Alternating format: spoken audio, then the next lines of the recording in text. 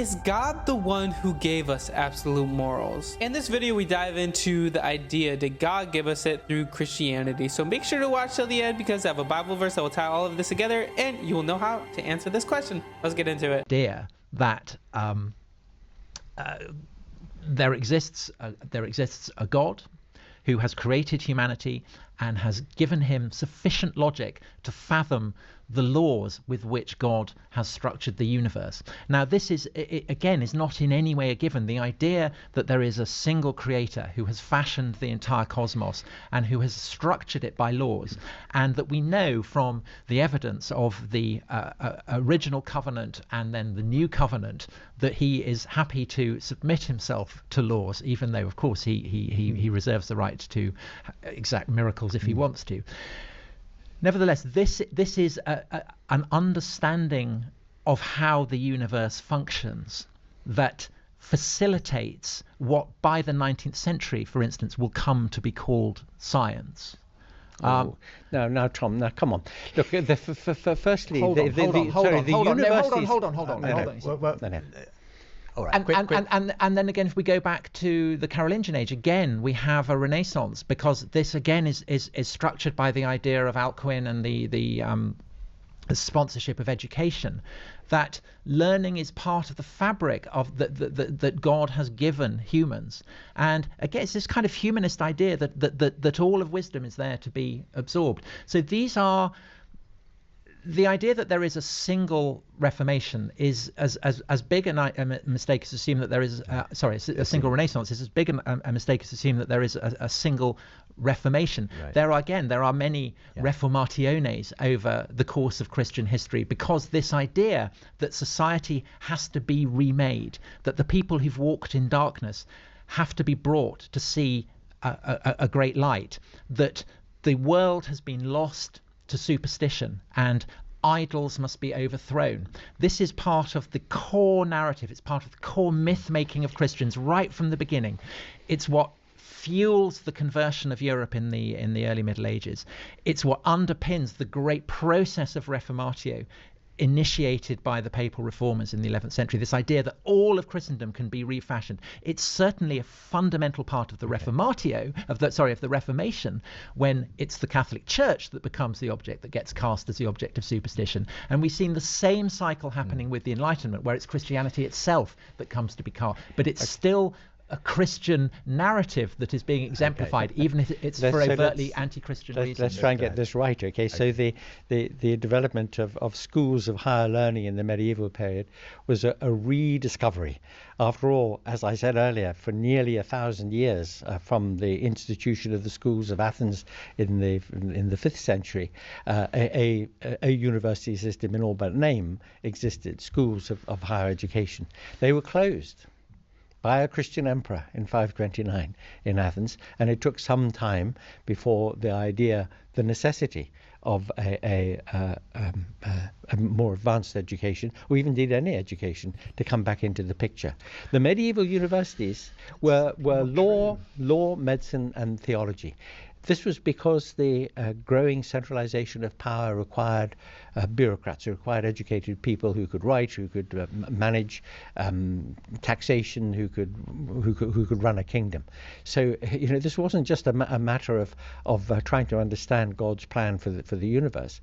This was itself a rebirth of an educational ideal that had been founded in classical antiquity. On the question of renaissances, so again, Tom talks about using a particular kind of mythos here about what happened when, and it is now the sort of fashion among historians to find any number of renaissances and reformations and so on, and indeed in a way there were.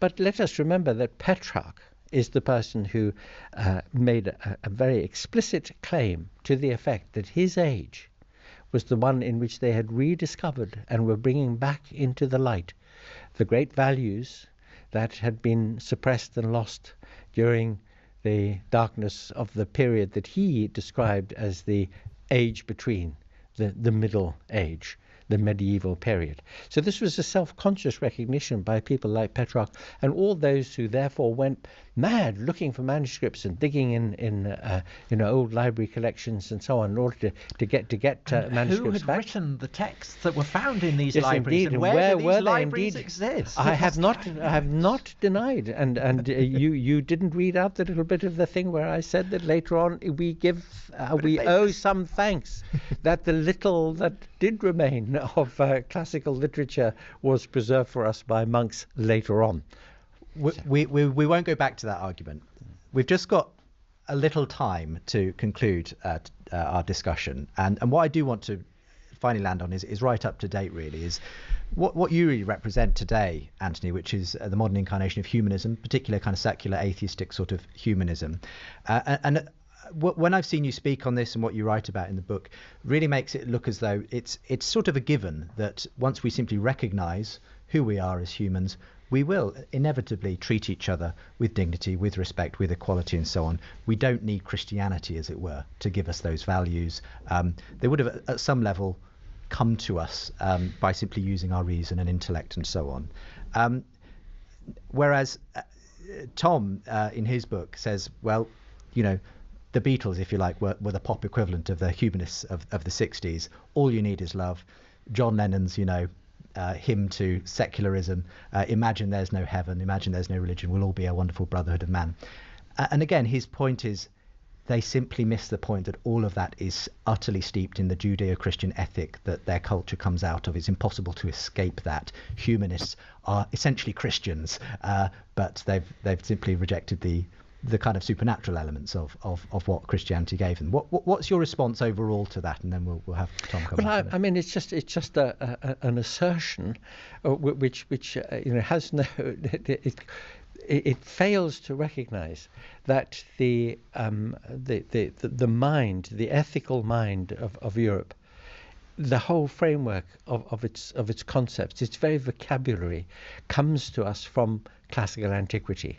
It comes to us from the what I called earlier the Socratic challenge. It comes to us from the effort made by the Aristotelian school and by the Stoics principally to think these things through. The idea that we owe something to one another because of our humanity has never prevented people being cruel and vicious and selfish and greedy, today as 10,000 years ago. But the roots of our best thinking about these matters and how we're to relate to one another lie in our commonalities as human beings. I mean, I often describe humanism as the view that our most sympathetic and generous view about what it is to be human nature and the human condition, both very difficult to understand, but the great diversity of human experience requires a kind of sympathetic pause in order to try to work out what it is about somebody else's choices and desires one can accept or must not accept and so on. This is the idea of applying reason and consideration to that. And in that sense, humanism, secular humanism, is a result of that Enlightenment thinking, the scientific approach, the rational approach, owes more to that than any particular Judeo-Christian roots. Very much so, and I would say its deepest roots lie in what I, in fact, in print called the first Enlightenment, which is the period of classical antiquity. I think it's a tendency on the part of intellectuals and perhaps particularly philosophers to overemphasize the significance of philosophy. Clearly it's important, and I think mediated through Christianity, Greek philosophy has obviously had a profound influence on the way that people in the West think. But I think that the key thing about Christianity, which was recognized by Origen in the 3rd century, is that as well as providing a framework for the transmission of philosophical ideas, there is a kind of mythic quality to Christianity. Origen says that he contemplates the fact that the creator of the world was born and cried for milk, and he finds this so stupefying he doesn't know what to do with it. He just feels struck dumb by it. And I think that it's it's the parables that Christ tells. It's the notion of the nativity. It's the drama of the passion. It's these mythic resonances that have been transmitted down the generations, and in an absolutely saturating effect. Children have been brought up in these stories. They have then told their children, and so on. And for centuries and centuries and centuries, Christianity was essentially the only game in town. And even up until, the 1950s or 60s, essentially there were Jews and there were Christians, and there were those who had ceased to be Christian. The question then is, to what extent are humanists, have they emancipated themselves from Christianity? Are they, are they indeed part of a kind of a global movement? I think Keynes famously said that the things that that people tend to think is often due to kind of weird stuff that an economist years before had said. I think that's true of all of us. I think it's that essentially we think the way we do because of stuff that theologians centuries and centuries ago made an argument, or because of kind of mythic passages in ancient scripture. So I think the idea of humanism, the idea that humans have a kind of unique dignity, that have a kind of special status, ultimately I think it goes back to Genesis. I think it goes back to that narrative that God creates man and woman in his own image, and that is something that then passes through into the bloodstream of European culture, and we to this day continue to take for granted. And so the emphasis on the kind of the idea of the human, the idea of